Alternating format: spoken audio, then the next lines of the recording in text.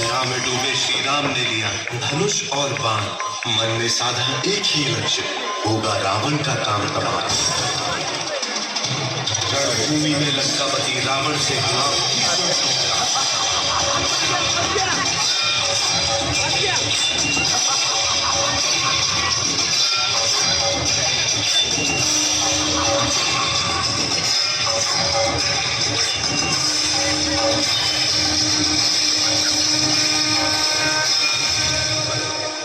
गिरा दशानंद भूमि पे और मुख से निकला जय श्री राम।